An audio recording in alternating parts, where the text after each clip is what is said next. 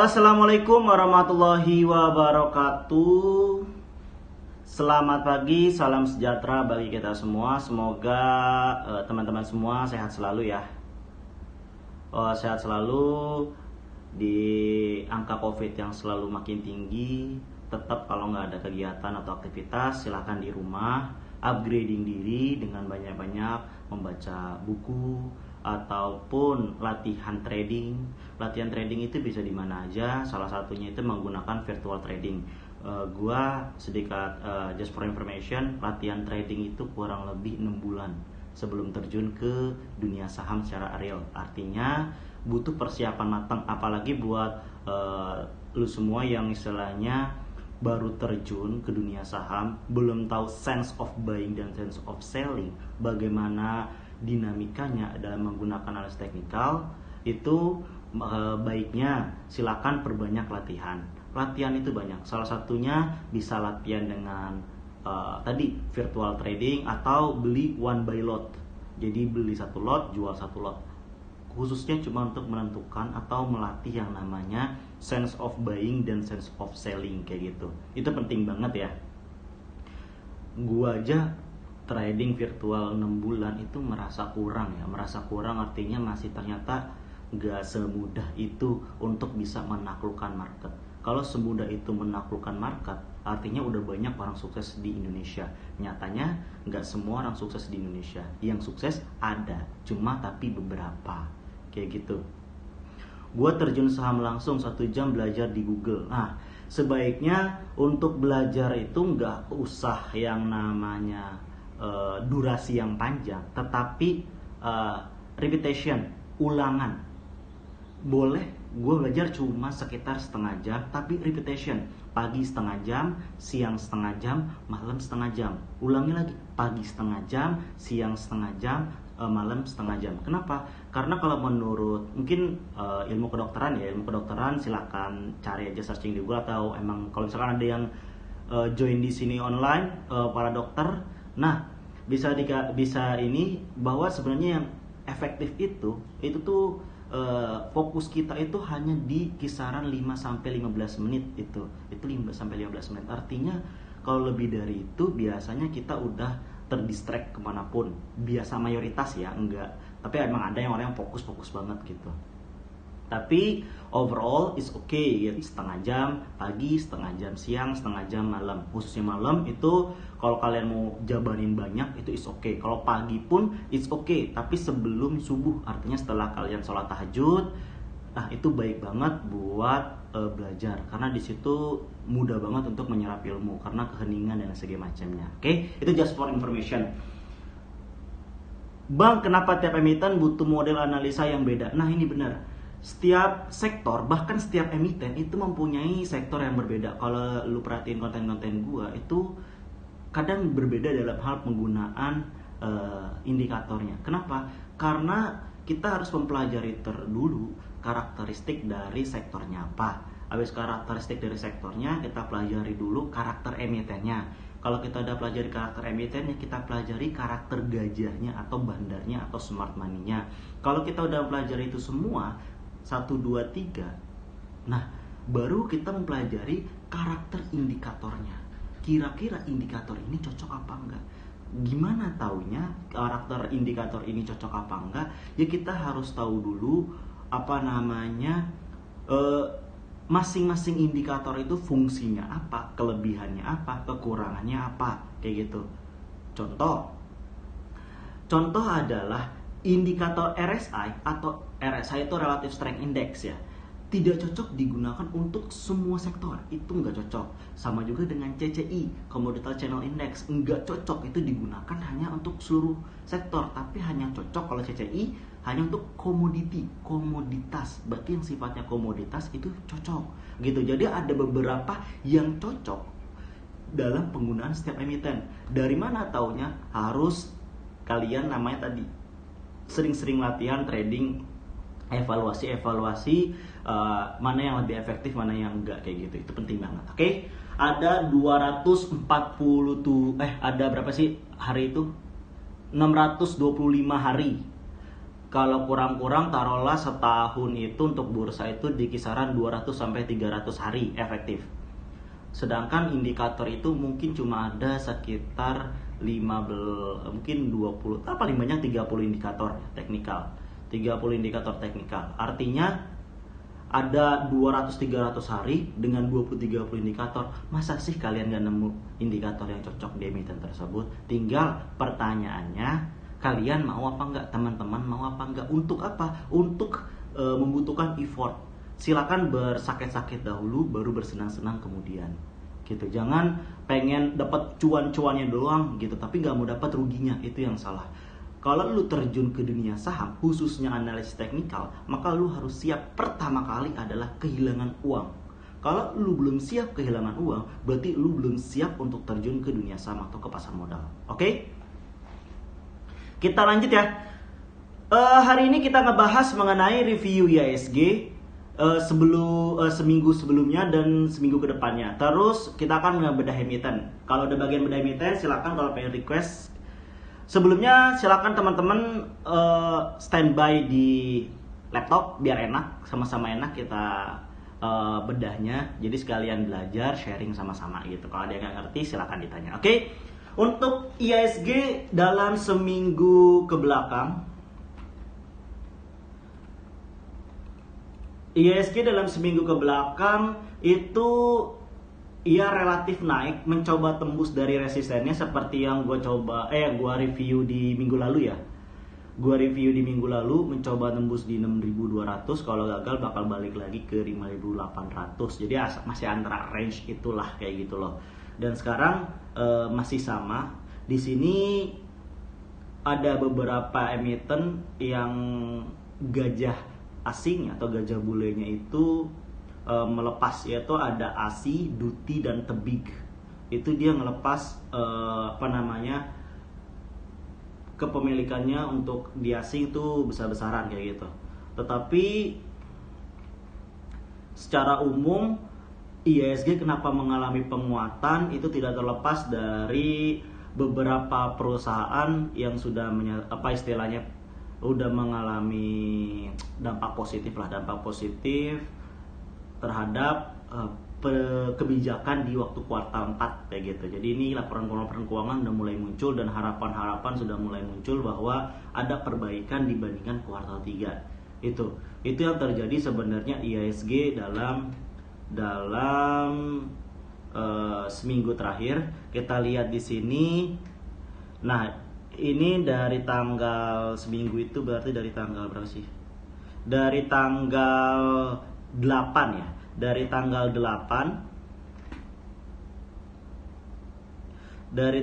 8 itu IHSG kalau teman-teman lihat bentuk candlenya itu masih pola candle netral ya. Pola candle netral sama bentuk doji. Di hari Jumat itu bentuk candlenya adalah candle doji. Nah, ini adalah sebagai petanda kalau bentuk candlenya itu adalah candle doji. Petanda apa? Petanda bahwa akan terjadi sesuatu. Entah itu biasanya doji itu adalah salah satu indikator untuk menggambarkan yang namanya akan terjadi reversal. Reversal itu apa? Reversal itu adalah pembalikan arah.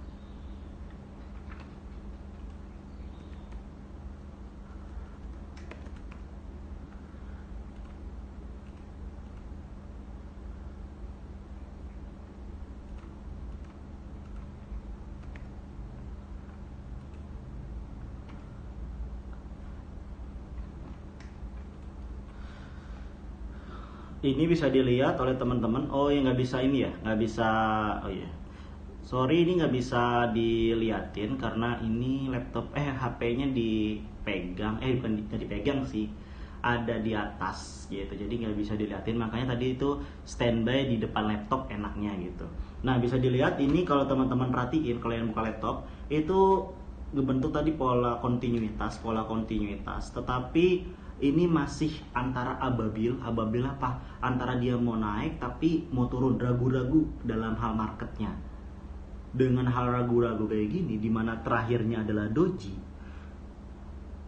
peluang besar kemungkinan itu akan yang namanya turun atau kecenderungannya turun balik ke sekitar 6.000 dulu. Dia akan mencoba sekitar 6.000, 6.008 dalam apakah mungkin dengan kebentuk doji seperti ini, dojinya dua lagi di hari tanggal 11 dan di tanggal 10, tanggal 11, tanggal 10. Biasanya kalau doji yang terbentuk itu dua, itu potensi atau kecenderungan perbalikan arahnya itu sekitar 60-80% kayak gitu. Untuk nembus sekarang resisten dari 6.256, apakah bisa? Ya bisa, tapi jika ada kabar positif. Tapi dengan kondisi kayak gini, kalau memang nggak ada angin, nggak ada hujan, maka kecenderungannya itu turun untuk IHSG itu sendiri.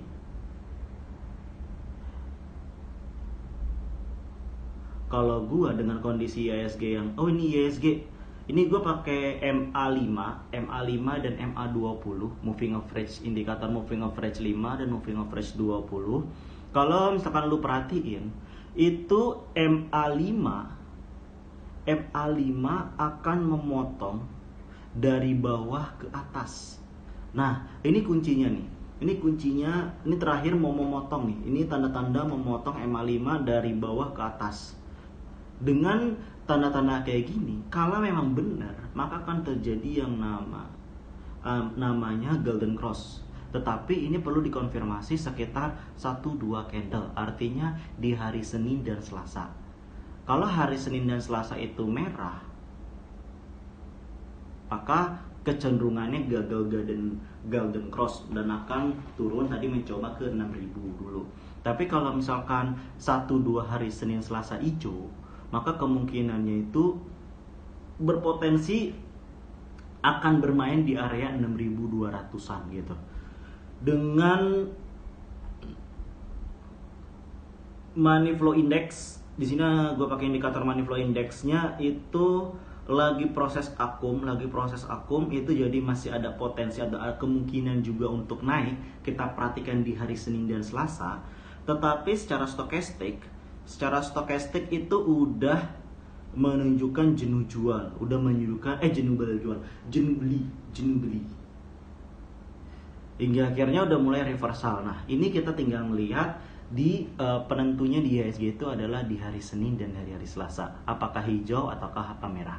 Kalau misalkan hijau dua-duanya, maka kemungkinan selama seminggu itu bakal berkisar di antara 6.200-an itu. Tapi kalau misalkan merah, maka itu berpotensi untuk cenderung turun ke menuju 6.000. We will see ya untuk IHSG itu sendiri. Tapi harapan gua bakal 6.000-an aja lah dulu, karena banyak banget para trader corona atau investor corona yang nyangkut di harga tinggi gitu. Dimana sekarang foreignnya masuknya cukup tinggi, artinya di sini banyak mayoritas laporan kuartal 4 yang positif. Artinya bisa jadi Februari Maret ini masih dalam potensi bagus gitu ya. Untuk keluar ya, bukan untuk masuk ya, untuk keluar kalau yang udah punya barangnya dan nyangkut gitu. Oke. Kurang lebih itu untuk gambaran mengenai IHSG.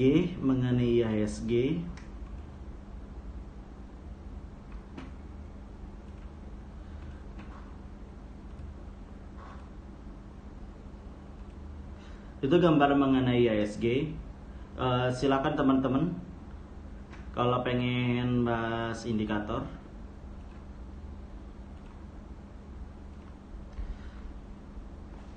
Saran buat invest beberapa tahun ke depan dong Om. Oke, untuk saran buat invest beberapa tahun ke depan, ini bentar ya gua screening.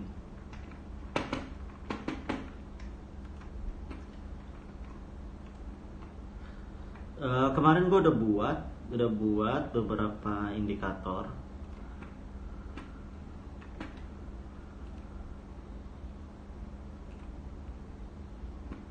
Bentar. Ini ada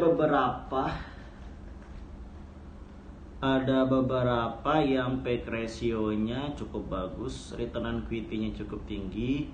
Tapi ini high risk ya, jangan kasih yang high risk deh. Mungkin yang high risk bisa coba di ADES. ADES itu minuman.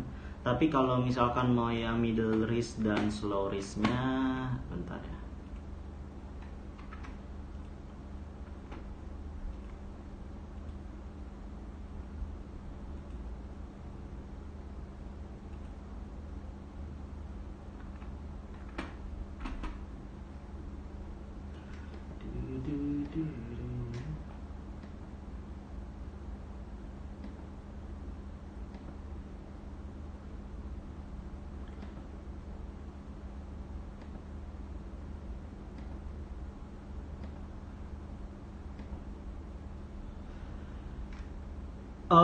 Untuk ini masih ADES, terus bisa dilirik PTRO, Petro, karena di sini pairnya masih cukup rendah ya, pairnya cukup rendah, fundamentalnya bagus. Itu untuk yang middle risk ya, PTRO. Terus yang low risknya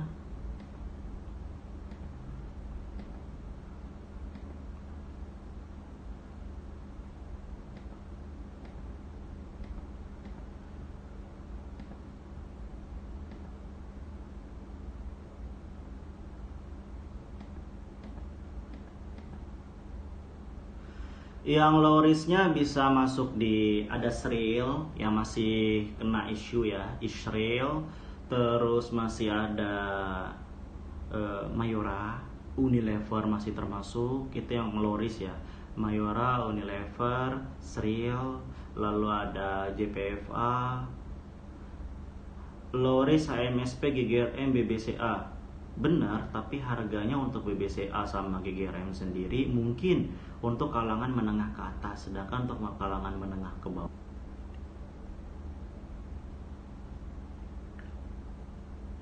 Ada yang mau bahas analisis teknikal? Di sini mungkin ada yang mau bahas analisis teknikal?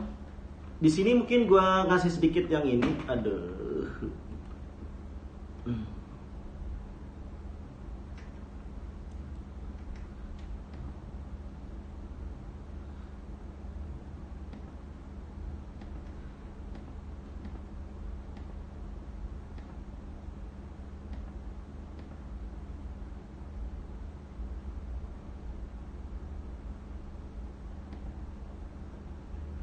Di sini ada 62 emiten, di mana ya mungkin dari price momentumnya itu cukup untuk bisa menaikkan, mungkin bisa masuk watchlist. Di sini ada Hoki, ada PTBA, ada Medco, ada Waskita,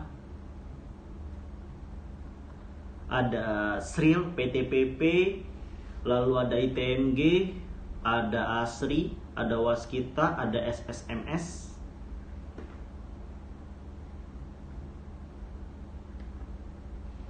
ada Energi, ada BPKB, ada Nickel, ada Agro, ada Breeze. Itu masih cukup dengan momentum ini ya, masih agak kebagus untuk selama seminggu ke depan kayak gitu loh. Pendapat Om tentang kripto, tergantung ya. Kalau gue pribadi masih gue pelajarin tentang kripto, baik buruknya itu seperti apa.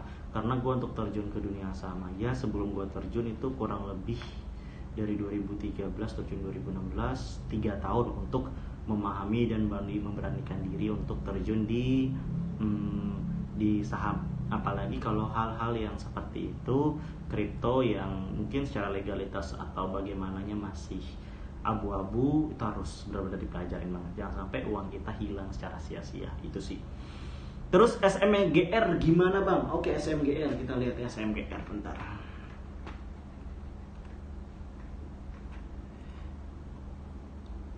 SMGR, Semin Gresik.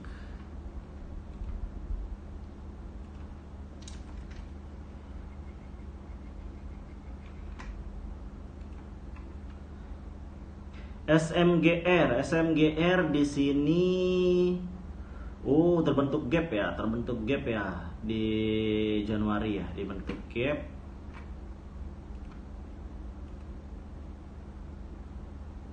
Lagi buangannya lagi cukup tinggi sih, tapi udah mulai mereda buangan dari SMGR.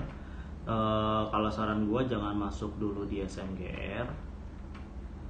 Jangan masuk dulu di SMGR karena masih pisau jatuh. Masih pisau jatuh.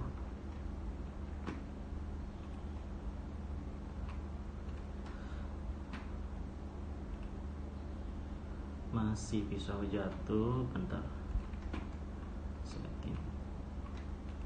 Oke, masih pisau jatuh. Kalaupun kalau mau masuk di SMGR itu silakan nunggu di, walaupun berat sih untuk terjun di daerah supportnya itu di daerah 10.175 ya.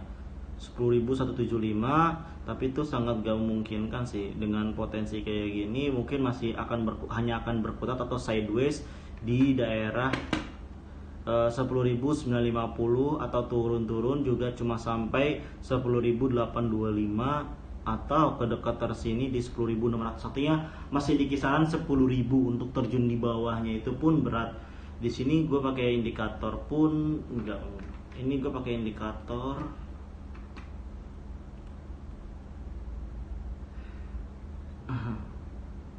gue pakai indikator di sini, gue pakai indikator VWAP. Dalam indikator ini potensinya itu kalau misalkan buat short term, untuk short term artinya untuk sehari 2 hari ini boleh dilirik, boleh masuk watchlist, tetapi ingat cuma 1-2 tick silahkan keluar gitu, jangan masuk terlalu lama untuk SMGR karena tadi turunnya itu masih banyak buangannya. Tapi kalau untuk beberapa waktu, artinya sehari 2 hari atau misalnya sehari dalam in-day itu silahkan masuk aja, it's okay kok. Kalau di sini masih bagus, aman. Itu untuk SMGR. Oke, ada lagi saham BOS.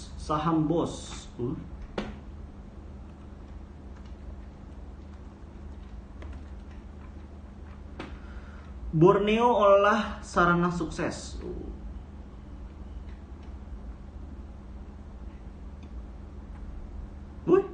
Intrik gajahnya kuat ya di saham BOS. Aduh. Oke. Gue pribadi gak terlalu suka ya saham BOS. Kenapa? Karena naik dan turunnya itu sangat tajam dalam satu hari. Dan ini sangat menyita waktu, sangat menyita emosi. Kalau gue pribadi nggak menyarankan masuk di saham BOS. Tetapi kalau lu pengen masuk di saham BOS itu bentar.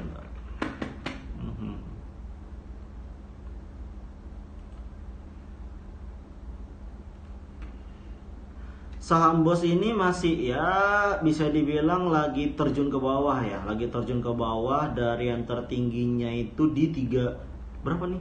Pernah nyampe hampir 3.000 ya, di 2.800, 2.900-an, terjun sekarang di harga 122. Gue nggak tahu secara fundamental karena ini harus dicek dulu secara fundamentalnya gimana. Tetapi kalau untuk jangka panjang harus dicek fundamental. Tapi kalau kita lihat dari sisi teknikal itu menarik gitu, karena ada kemungkinan reward yang didapatnya itu adalah 2.800 dengan harga sekarang 122. Itu sangat memungkinkan karena apapun itu jika pernah tercapai harga tertingginya suatu saat akan balik ke atas. Pertanyaannya kapan, we don't know gitu.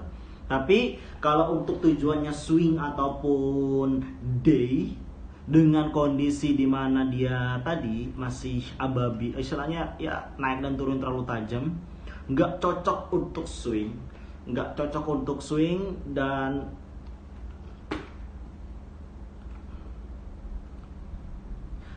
sekarang masih buangan, jadi untuk swing jangan masuk dulu.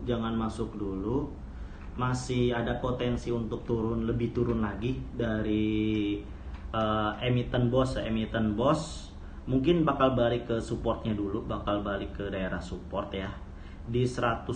Jadi kalau pengen ngelirik, kalau gua sendiri kalau dia balik ke 76, walaupun ini gak liquid ya, balik ke 76 ya nyimpan slot 2 lot buat tanda cinta ya oke aja gitu. Tapi kalau untuk jika memang itu juga harus dingin ya, slot 2 lot kan 72 perak cuma sekitar 7.200 lah, kayak sekedar ngupil doang sih. Tapi kalau misalkan untuk short dengan kondisi dia kayak gini tuh enak loh. Kalau untuk short term ya, untuk short term artinya intraday, jual belinya dalam hari yang sama itu enak. Tinggal pahami pola pergerakan dari bandarnya. Di sini gue lihat dalam bentar.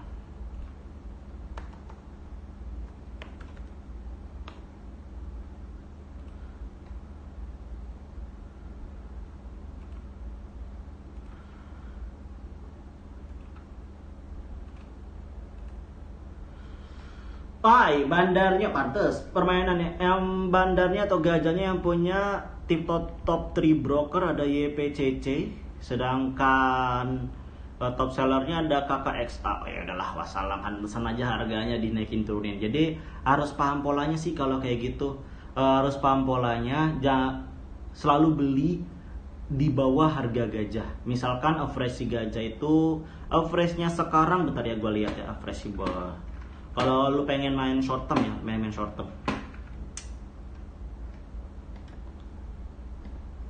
Kalau lu mau main short term,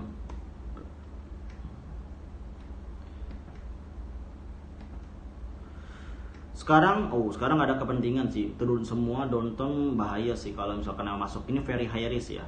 Tapi kalau pengen main short term itu bentar.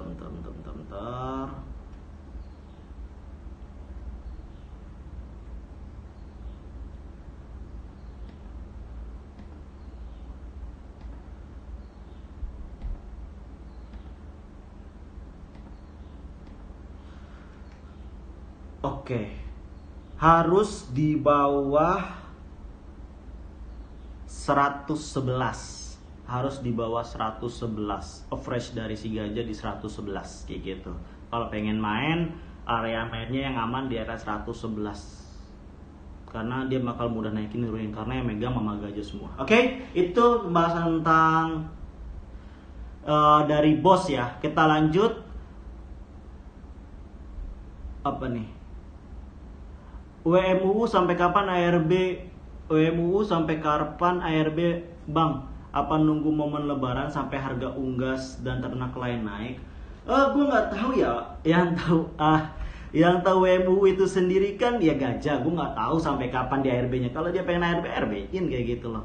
Kita ya nggak bisa menduga sampai kapan karena yang punya pun top 3 brokernya memang gajah semua, jadi wassalam aja gitu. Karena udah dinaikin lebih dari 20% kan beberapa waktu lalu dari emiten WMUU. Ya sekarang tuailah. Bayangin deh, mereka naikin 20% dalam sehari, ARB itu cuma 7% kayak gitu. Jadi mau dia turunin balik modalnya itu 20%, berarti harus ARB 7 kali 3 kali ARB gitu. Baru dia istilahnya balik ke harga semula kayak gitu. Itu pun kalau dia mau bisa jadi lebih parah lagi kayak gitu.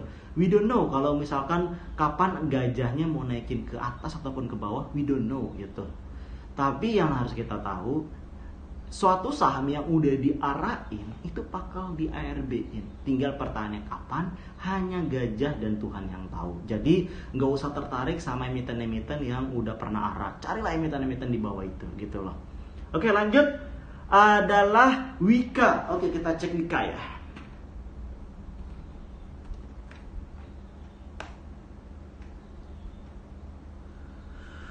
Wika secara bandarmologi, secara gajah itu lagi distribusi barang. Artinya di sini bakal sideways dulu untuk Wika ya, bakal sideways untuk Wika. Oke. Karena harga average dari si gajahnya itu sendiri ada di harga 1790. Artinya ini sangat rawan Wika untuk take profit. Bandarnya untuk take profit, be careful. Berarti ini kecenderungan itu adalah konsolidasi untuk turun. Sekarang masih konsolidasi, tapi konsolidasi untuk turun untuk Wika. Untuk secara istilahnya swingnya itu nggak cocok atau jangan masuk dulu untuk Wika ya. Tapi ini gue lihat, ntar kita lihat Wika untuk seminggu ke depan.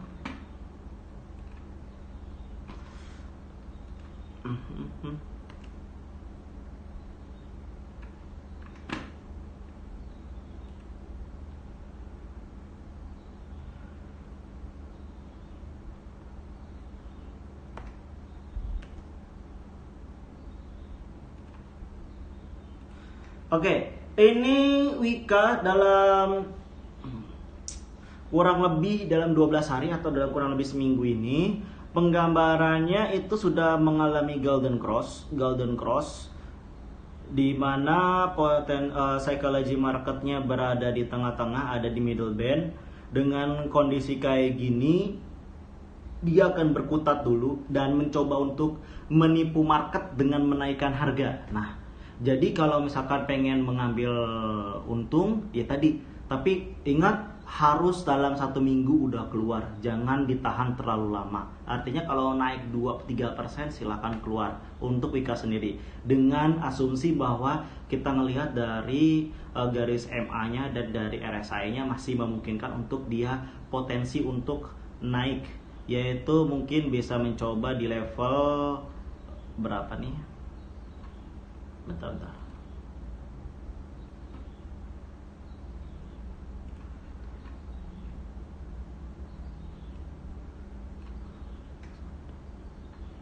Kita coba. Bentar.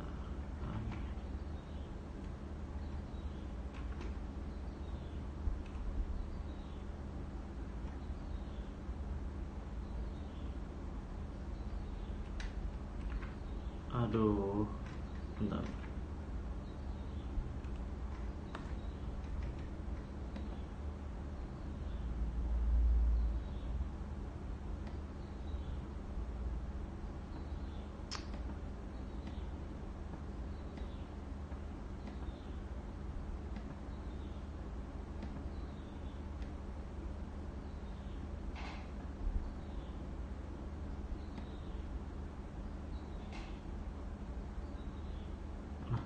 Ini secara Fibonacci dia lagi mencoba di golden rasionya sekarang berkutat di 0,786 di 78,60%.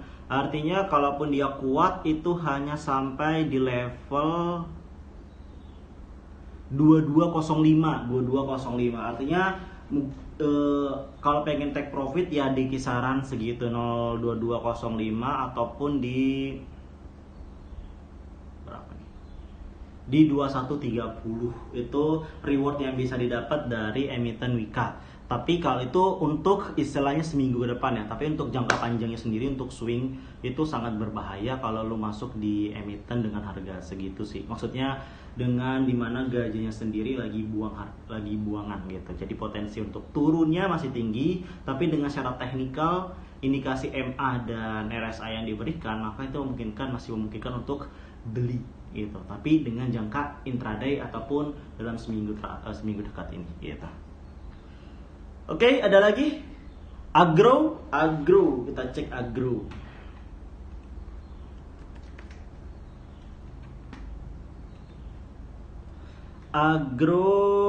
Agro kasusnya sama, ini lagi golden cross,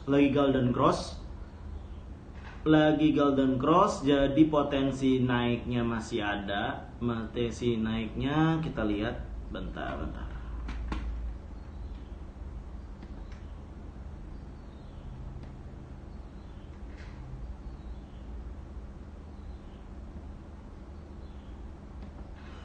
Lagi mencoba ke golden cross 362. Jadi kalau misalkan ini maka akan mencapai di daerah 1285 ya, 1285 bakal mencoba ke situ. Dengan potensi kayak gini sangat memungkinkan untuk masuk di agro untuk jangka pendeknya ya, jangka pendek. Sedangkan kalau misalkan kita ngelihat di menengah,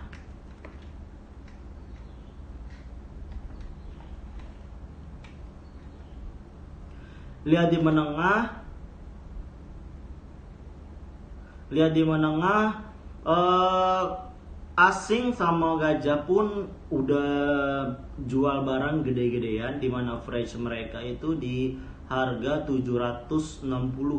Artinya dengan harga 1000 bisa kapanpun dibanting oleh si gajah. Jadi untuk swing ataupun long invest sangat nggak cocok, tetapi kalau misalkan untuk short artinya dalam jangka pendek dalam waktu seminggu ataupun kurang dari itu silahkan aja masuk aja gitu.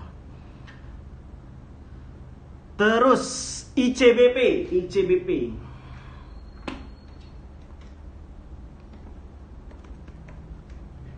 ICBP, kalau ICBP untuk long invest gak usah ditanya lah ya, itu udah bagus untuk long invest. Adapun turun itu sangat saatnya untuk serok, gak usah dipertanyakan lagi. Banyak yang lagi golden cross di MACD, iya banyak banget. Kalau yang tadi ICBP, kalau gua pribadi ya, kalau punya dana ya masuk aja untuk long invest ya, yaitu untuk long invest, untuk istilahnya dana pensiun untuk di ICBP. Artinya nggak usah digusarin kalau emang ICBP turun, justru saatnya untuk serok kayak gitu. Kalau misalkan ICBP, karena dia salah satu yang fundamentalnya bagus dan gua suka mie gitu sih. Terus bentar. Terus kita ngelihat secara teknikal, Secara teknikal baik indikator RSI, indikator stokastik, indikator MACD, walaupun dan indikator moving average sendiri itu mengindikasikan jual gitu. Jadi kalau misalkan 1 sampai 10 mungkin 3 udah 3 mungkin nilainya 3, dan gue sih saranin kalau udah nilai 3 ya jual aja kayak gitu untuk jangka pendek ya. Tapi kalau untuk tujuan jangka panjang atau menengah, saatnya ambil banyak kayak gitu. Tapi kalau untuk tujuan itu adalah trading jangka pendek dalam seminggu ini, nggak ada harapan sih untuk ICBP itu naik untuk beberapa waktu. Oke? Bang, suaranya kurang keras atau telingaku lowbat? Emang suaranya pelan ya? Halo? Cek. Suaranya pelan ya? Nggak kedengeran ya? Halo?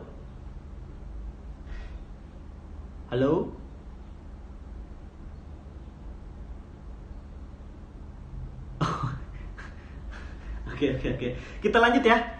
Emiten apa selanjutnya? Kedengeran aman ya? Oke, aman, bagus. Oke, kita lanjut.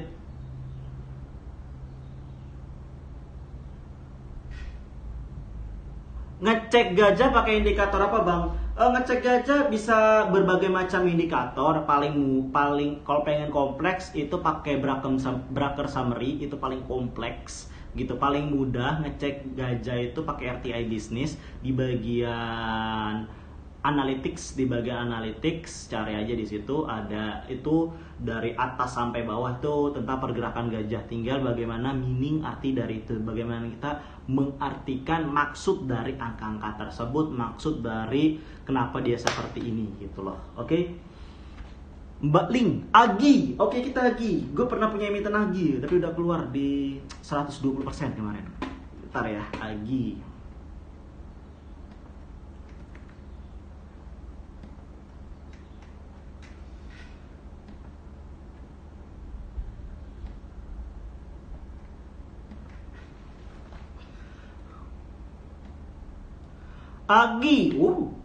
Agi karena kemarin udah tercapai ya target dari gajah.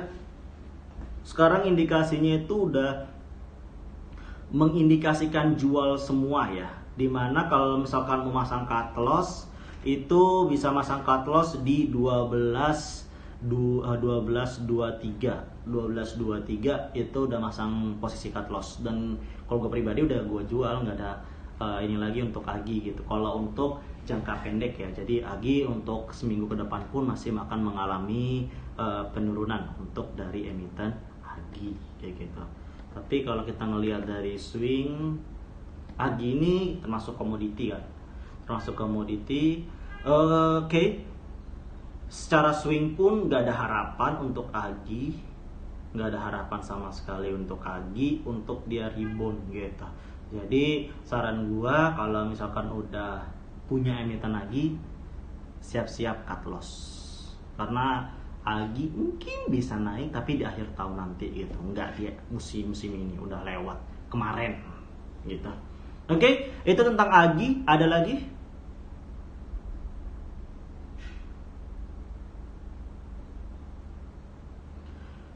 Ada lagi? Apa cukup? Adro atau Telkom boleh kak? Oke, kita ke Adro ya, Adro. Oh iya, dia pesan Adro kemarin ya, tadi ya. Adaro Energy. Adaro Energy lagi ditinggal sama si gajah. Artinya untuk sementara bakal sideways atau konsolidasi kecenderungan turun untuk dari Adaro untuk swing ataupun untuk longnya sendiri gitu. Karena masih ditinggal gajah. Kalaupun pengen masuk di Adro, kalau gua sendiri bakal nunggu di harga bentar.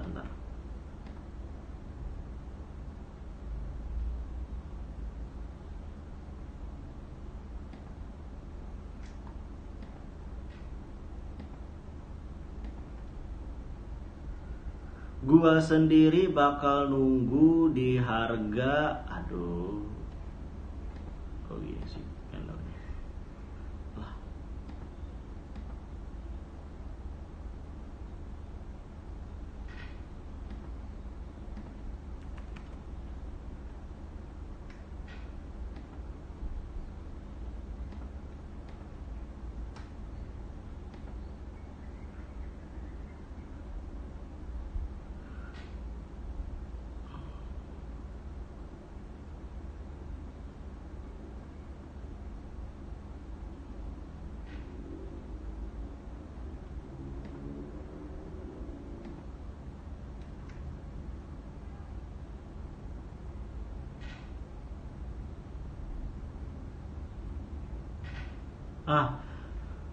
Gua bakal nunggu dia balik di bawah 1000. Kalau di bawah 1000 Adro menarik untuk di long investin, artinya untuk kita take profit di tahun depan kayak gitu. Tapi untuk sekarang gua nggak tertarik sama sekali untuk masuk di Adro ya, karena udah bandarnya ditinggal, terus ya relatif turun, semua indikator menunjukkan indikasi jual. Jadi be careful yang punya Adro.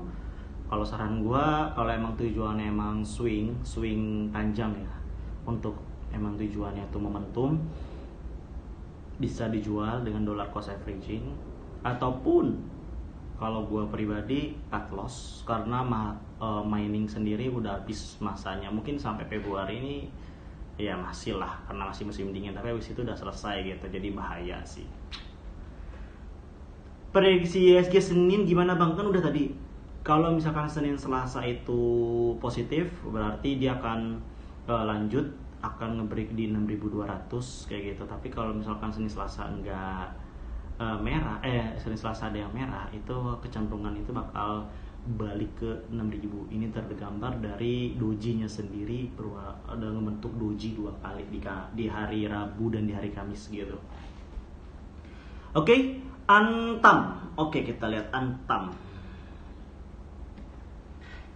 Oh iya, sekedar just for information, Antam udah pada tahu belum? Jadi waktu lagi dengar pendapat ya dari pihak Antam lagi dari pihak Teslanya sendiri, ternyata Tesla sendiri nggak punya keinginan untuk bikin pabrik di sini dalam bentuk mobil, tapi kerja sama energi yang ada gitu. Jadi benar-benar bertolak belakang dengan isu yang berkembang ya, Jadi yang sabar-sabar aja yang punya Antam. Oke, kita ngelihat Antam.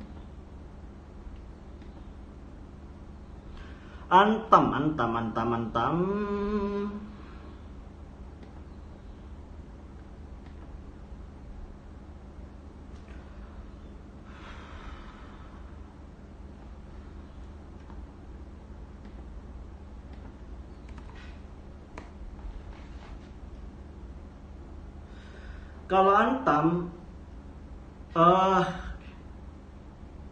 Antam secara swing trading itu masih ada potensi mengalami kenaikan, dengan yang tadi menunggu momentum dari Tesla itu sendiri. Sebenarnya udah ditandatangani dokumen rahasia itu beberapa waktu lalu antara Pak Luhut dengan dari pihak Teslanya. Itu silakan dicek, ada kok beritanya kayak gitu loh, gue pernah baca. Terus dengan kondisi gitu sebenarnya nunggu momentum aja untuk Antam break kayak gitu.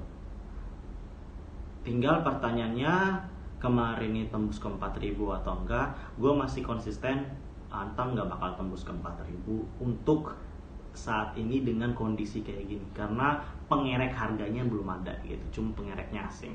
Sedangkan apakah Antam bakal balik ke 1800? Jawabannya gua masih kekeh iya, tapi bukan dalam jangka waktu dekat ini, yaitu adalah siklus tahunan biasa, yaitu di pertengahan tahun nanti, yaitulah pertengahan tahun nanti. Itu karena euforia yang sudah berlebih, kemudian turun ARB, terus sekarang naik lagi di 2800. Apakah mungkin tadi ada yang pertanyaan naik ke 3000? Jawabannya bisa iya, bisa enggak. Tapi dengan kondisi kayak gini masih berat dengan bentuk candlenya. Kita lihat untuk candlenya ya.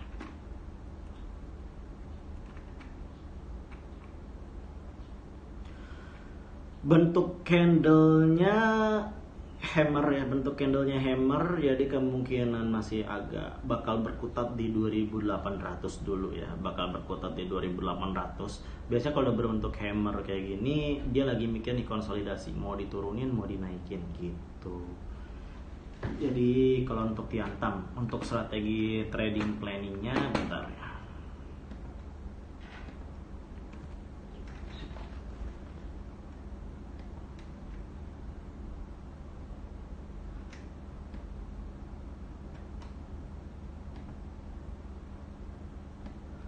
Untuk diantam supportnya itu di area 2868 sampai 2837. Kalau resistennya itu berada di area 2906 sampai 2937 kayak gitu.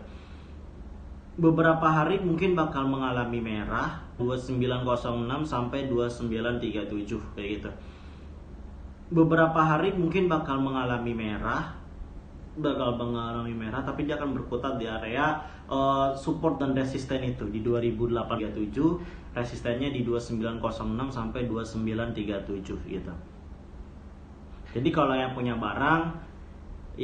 barang masih ya, kalau dia menyentuh support bisa ditambah, tapi kalau yang nggak punya barang, kalau saran gue pribadi jangan masuk kayak gitu. Kalau yang belum punya barang ya, kenapa? Karena gue juga gak bakal masuk di saham Antam setinggi apapun atau seprospek apapun, karena menurut gua harganya udah terlampau ya, gak masuk akal dan mahal banget gitu. Itu kalau menurut gua. Oke, itu pembahasan mengenai Antam. Ada lagi BBKP.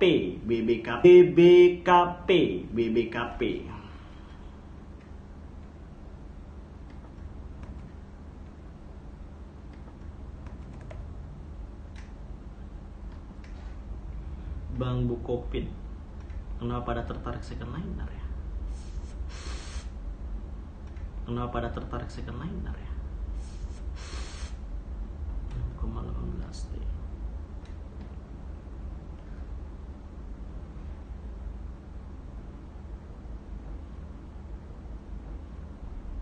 Oke, BBKP secara short term itu di potensi untuk kecenderungan naiknya ada, yaitu range-nya itu di 517. Gak ada suara ya? Cek, gak ada suara kah?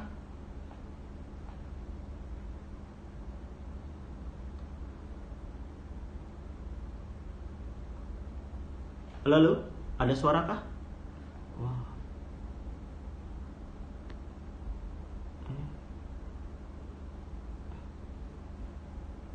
Cek, ada suara kah? Wah, jaringannya jelek ya.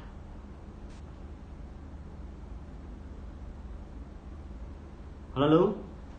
Oke, itu sekedar tentang BPKB. Jadi BPKB untuk seminggu ke depan potensi atau kecenderungan naiknya cukup tinggi. Itu mungkin kalau dibilang persennya sekitar 70%, sekitar 70% mengalami kenaikan, dengan beberapa indikator itu mendukung untuk itu, dengan range area mainnya itu di 508 sampai 517 untuk supportnya, sedangkan resisten di 529 sampai 538 gitu untuk BBKP.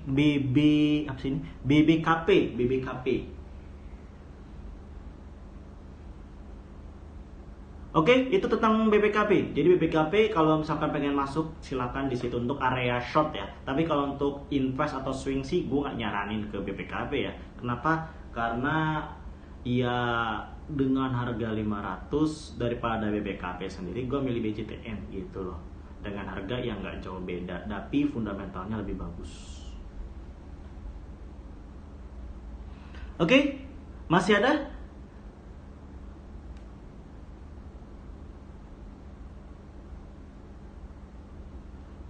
Masih ada apa cukup? Udah 1 jam ya. MDKI Bang untuk line invest. Kita lagi ngebahas analis teknikal, kita ngebahas fundamental. Jadi fundamental itu akan dibahas di hari bukan long artinya, di akhir weekday ya, di hari Jumat itu malam, itu Jumat malam jam 8 malam gitu. Kalau untuk ngebahas fundamental. Sedangkan kalau untuk teknikal sendiri kita ngebahas di Sabtu Minggu ini. Oke. Cukup?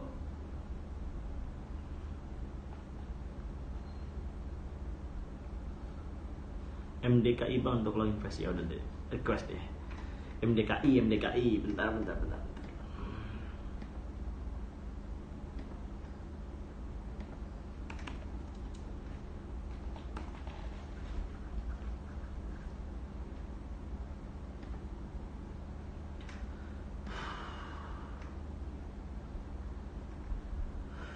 MDKI sendiri secara nilai growth itu nggak ada memberikan nilai positif ya, nggak punya prospek cerah sebenarnya di MDKI sendiri, walaupun ya penurunan mengalami kenaikan secara net income ya dari tahun ke tahun, dari 2018 ke 2020, dengan hutang pun termasuk yang relatif kecil dibandingkan cashnya itu cukup tinggi. Tapi di sini return on equity-nya hanya 4,4%, di mana growth-nya itu sendiri tidak ada prospeknya. Jadi gue pribadi nggak begitu tertarik masuk di MDKI. Kalau dikasih nilai 1 sampai 10, mungkin gue masuk ya di kisaran lah kalau untuk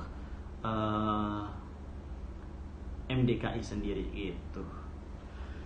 BBCA kapan pas untuk entry? Oke, BBCA. Bentar ya. BBCA lagi kena isu ya. Makanya dia turun ya, dampak dari Covid sih. PPKM itu sendiri. Makanya rata-rata saham-saham perbankan itu mengalami penurunan, tapi kalau PPKM-nya udah selesai akan mengalami kenaikan gitu. Oke, titik terbaik kalau menurut gue sekarang potensinya itu secara indikasi lagi jual semua. Sabar-sabar aja nunggu PPKM lagi. Nunggu titik masuk terbaik mungkin di 34.000, di 34 ribuan. Artinya 34.050 lah, 34.050. Kalau kita ngelihat dari gajahnya berapa ya, bentar. Average dari gajah